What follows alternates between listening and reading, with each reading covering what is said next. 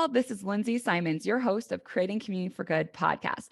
And I'm thrilled that you're here today. What you're about to watch on YouTube is just a very small clip of the full interview with Rick Happy, Principal and Managing Director of CCS Fundraising. I would love for you to tune in to the full episode to get all of the content. We talk about the state of philanthropy as well as power dynamics and shifts in giving on the podcast. So you can find that anywhere that you listen to podcasts. We're syndicated. I particularly like to use Apple, and I would love it if you give me a 5-star rating and leave a review. That helps me to perpetuate this work here.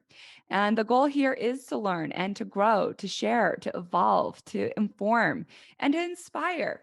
So I hope that you enjoy what you've learned and that you're coming along the way with me in learning together, so that we can all create a better community by being better citizens of society. Whether you are a person who's never been involved in a nonprofit, or you're an avid volunteer, or you're a founder, fundraiser, program director, this place is for you. This is a welcoming place, and I have guests on the show that come from various backgrounds and share insights that I've heard are very valuable to many who've listened. So tune in here for this episode of Creating Community for Good podcast with Rick Happy, talking about the state of philanthropy and donor strategies. Shine on. You know, Lindsay, as I reflect back, when we talked in May of 2020, we were really in the apps. I guess I would describe it as the depths of COVID. You know, there was so much uncertainty. Our president of our firm, John Kane, at the time was likening it to a storm in which we had no visibility. And some of the things I'm about to say to you about our reflections on the last 18 months and really the philanthropy and giving, I can't believe I'm saying, because I wouldn't have believed it 18 months ago in May of where things are right now as it relates to philanthropy. I think I would have predicted in 2020, in May of 2020, that philanthropy would decline, not a ton, but considerably, that the economy would decline. Yep. And we had a really strange outcome in 2020. Giving actually increased from 2019 to 2020 by about 5%. And the total giving in 2020 was $471 billion. Conversely, the gross domestic product declined. And those two things track so closely, giving and the gross domestic product. We don't believe there's ever been an instance where that has occurred, where the gross domestic product declined and giving increased. Now, I think there's a lot of reasons for this. One of the things I would say is I think people, you know, I know we're going to talk a little bit about Mackenzie Scott. People like Mackenzie Scott really stepped up in extraordinary ways. I think foundations really stepped up in extraordinary ways. The foundation sector was the fastest growing sector, or had increased the most from 2019 to 2020. A lot of foundations threw some of their guidelines out the window.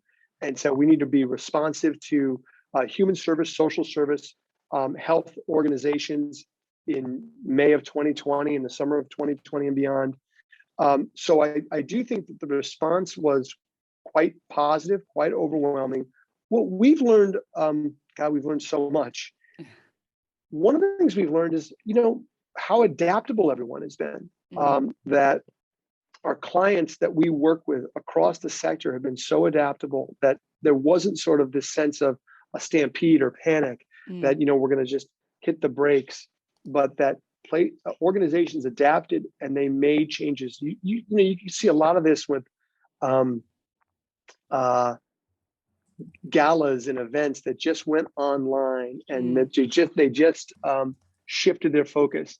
You know, being a Denver native, that the Beaux-Arts Ball is a huge event every year. It's National Jewish's signature event.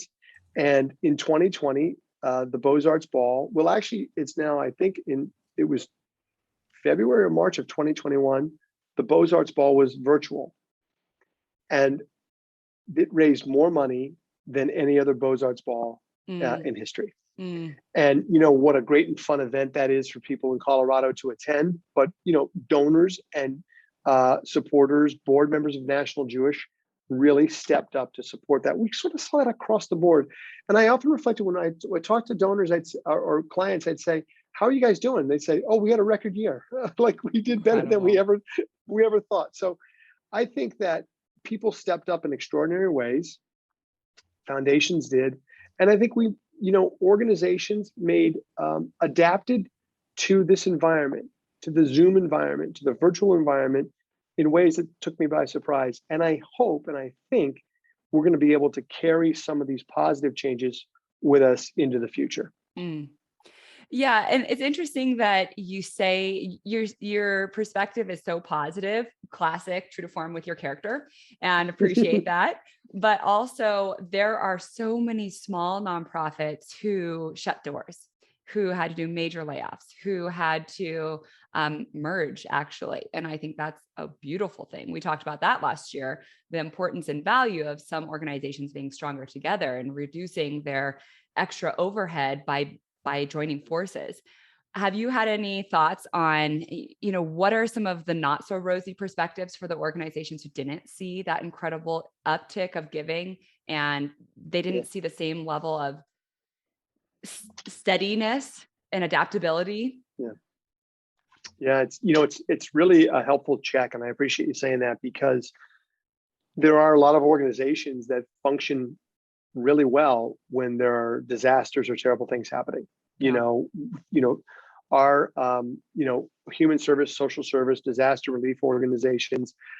I'm certain that after Hurricane Ida, you will see huge upticks to giving to American Red Cross and organizations like that, which I know that's not what they want. They want to do that in a sustainable way. What we saw in 2020, and I think we're going to continue to see, actually only two sectors declined. Mm-hmm. Healthcare, which surprised me a little bit, Yeah.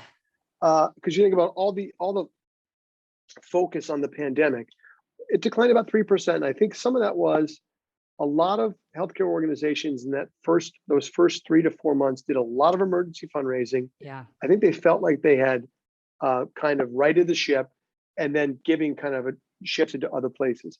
Performing arts organizations really struggled and are going to continue to struggle as long as the pandemic persists. And that's a huge issue, I think, for those organizations, because as much as you can do virtually and as much as they try to do things virtually, it is going to be a challenge. And I also think, to your point about smaller, struggling nonprofit organizations, and it wasn't just smaller ones. We received an email yesterday from a very, very well-known healthcare organization that's asked us, that is said to us, we're going to issue an RFP, and we would love if you guys responded. And we've got to make up some of the gains from the RIF that took place last summer. And I actually had to think for a second, what's an RIF? And then I remembered a reduction in force was something people were talking about for the first 6 to 9 months of the pandemic. We had to reduce staff, we had an RIF, we had to have furloughs. I kind of, that stuff, because the economy right now and jobs kind of, the job market being tight and for our industry, you kind of forgot about that. But there was some real pain in 2020 to smaller nonprofits that were shuttered, to small businesses that were shuttered, and to even large nonprofits that had to lay off folks and had to reduce their staff size. So the positive on that is, I think you're right. Some of the smaller nonprofits that probably should be merged or with larger organizations, that happened. But then we lost some that we're probably not going to get back, and I think that's a tragedy of the pandemic. We lost a lot of donors in the Great Recession that we never got back, and I worry a little bit about that too, Lindsay. That are we going to be talking in 2025 and looking back on 2020 and 2021, and the data is telling us that giving still is increasing, but that's because wealthier and more affluent people are giving more, but we are now seeing fewer donors. That's a long-term problem for philanthropy, because you cannot build, robust alumni programs, robust grateful patient programs, robust membership programs from just a small group of people. You need a wide group of people who are donors. And I think that's going to be a huge challenge for nonprofit organizations and people like me and you in our space to have to think concurrently about, yes, we want to, help nonprofits raise as much money as possible, while at the same time opening or increasing the number of donors Yeah, whether it's a expanding that fund. dollar or $100 or $1,000. Yeah. Right. And in 2020, Giving USA reported that 20 million households stopped giving. So what we're seeing statistically is that the rich are getting richer, poor are getting poorer, and the money is reflected that way in terms of philanthropy. And it's that middle ground, that middle bucket that is slowing down on spending and slowing down on giving. And as you said, this is a trend we've been seeing since the Great Recession, but it just continues to increase. So this podcast is not about how to get everyday people to become more philanthropic as a primary interest, but it's definitely a secondary or sub interest. Sure. Part of the essence of this is creating community for good. That's the podcast name. That's the essence. How do you feel like we could create a sense of community for people who are not giving? How can we engage those donors who are not going to be those seven-figure givers that we're looking at for our major capital campaigns, but they're the everyday sustainers. They're those people who give year after year, the alumni you're talking about, the grateful patients, the people who went to the symphony years back and they want to see society Yeah. continue to flourish. So they want to give. Like, how do you think that we can best engage Yeah. with those community members who've stopped engaging with philanthropy? So the data is not great. It's not on our side. In 2005, families that earned $1 million or more accounted for 12% of charitable deductions. In 2018, families that earned $1 million or more accounted for 33% of charitable deductions. Wow. That's a huge issue. Yeah. What I think we can help organizations, what I think one of the challenges, income inequality is a huge issue in this country for sure. Yeah. And it's a huge issue in philanthropy. Another issue I think where which I think is more fixable maybe than income inequality right now is donors who give $10 or $100. I don't think they believe their gifts are having an impact. And I think one of the reasons they don't believe that is the organizations they support don't tell them. Only 1 in 5 organizations, Lindsay, tells its donors how impactful their gifts are. That's a pretty loose statistic that we have. 1 in 5. And donors tell us, CCS, we do thousands and thousands of feasibility study interviews every year. The donors we interview tell us overwhelmingly that impact is their number one motivator. It's not taxes. It's not recognition. It's not even who asked them. It's not the case for support writ large. It is my gift going to be impactful? That's why I'm going to be supportive. So organizations, I think, have to do a better job of reminding their donors and inviting their donors in that your gift, whether it's $100 or $1 million, is going to be impactful in a very, very specific way. Now, I also think we have to open, philanthropy has been a predominantly white space. And that has to change too if we are going to, as you said, widen the funnel. We have to do a better job inviting communities of color, and not just boards, not just leadership and volunteers, but as donors as well. Because we know as well that across the board, generosity does the generosity of donors is consistent regardless of race, ethnicity, religious background, or anything like that. So I just think organizations have to do a better job of widening the funnel by inviting communities and people of color more broadly into their work. And I just think we collectively, and that's the royal we, haven't done a good enough job at that. And we know that wealth is not an indicator of generosity.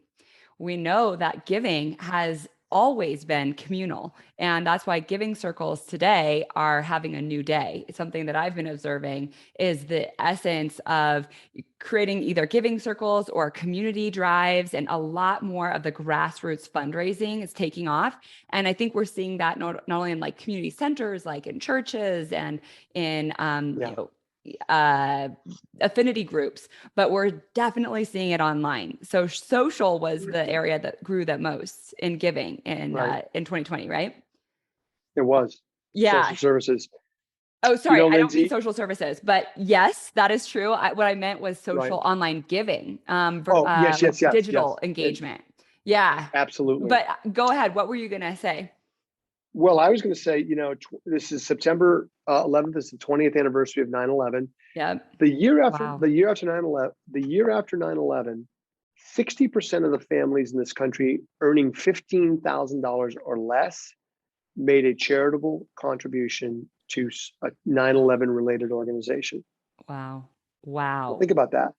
Yes. So, your point about social, in terms of giving, I think those vehicles can really widen the funnel in Mm-hmm. much more effective ways. I Mm-hmm. mean, one of the things we do know is that I think regardless of socioeconomic dynamics, everyone in some ways, and I'm maybe a little bit of hyperbole, everyone has access, online access, whether Mm-hmm. it's a phone or, Mm-hmm. except in maybe more distant rural areas where there isn't broadband. But for the most part, online access is available.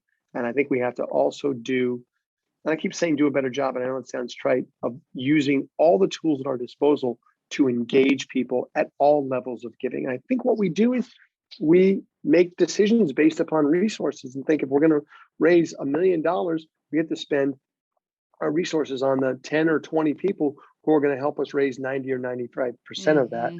rather than the 100 or 1,000 people where we're going to help build our pipeline and invite them into the organization and supporting this work. I mean, one of the things I always say, we did this last night with one of our clients. We went through a solicitation training exercise. Mm-hmm. People like to give and people want to help, Mm-hmm. but a lot of times they don't know how. Mm-hmm. And that's where I think nonprofit organizations can play a role in educating folks across the board, wealthy, non-wealthy, Mm-hmm. regardless of the socioeconomic background. Yeah. And, as I was preparing for this conversation, Rick, I was listening to the podcast that we did last year and I loved it. So I'm just going to hype that up. So anybody who's listening, go back and listen to it. It's awesome to just compare and contrast some of the conversation we had then with today. And it was a lot of full circle conversations. Like we were talking about the importance of communication and those organizations that have had success getting through the early stages of the pandemic, then 6 or however many weeks in we were, to now today, they're the ones who picked up the phone. And that was the number one thing that you said, Rick, was that the best form of communication for the leadership in times of crisis is to pick up the phone and have quick phone calls, and using text message, using email, using social, whatever it is, but really trying to focus first on making it personal and then getting into systems of routine. So having like a communication plan for 12 months that includes updates and progress and references to past messages. Yeah, no, 100%. I think that is what I hope is one of the lessons out of this that Uh-huh. organizations will continue to benefit from. We never, I be careful to say never, we didn't hear from organizations saying we're getting criticized for over communicating, Yeah. or we're getting pushed back for over communicating. People Didn't just happen. they wanted to know how the organization was doing. And it wasn't so much what the organization saying, how are you doing? It was, hey, how are you guys doing? How can I Yeah. be helpful? Yeah. And that kind of communicating, I hope, continues, because I think that's probably one of the reasons why giving continued to increase in 2020 after 2019. Again, this was just a clip of the full interview at Creating Community for Good podcast. You can listen to the podcast anywhere you listen to podcasts. And if you like what you heard, then I'm sure you'll like the rest of the conversation. It's probably about 45 minutes, more or less, as are most of my interviews. Tune in, rate it, review it, share it, help to spread the word. Thank you, and shine on.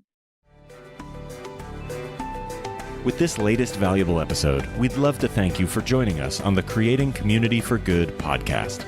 If you found today's show valuable, simply visit our website, creatingcommunityforgood.com, to leave a review, as well as to get access to additional resources and relevant links from this show.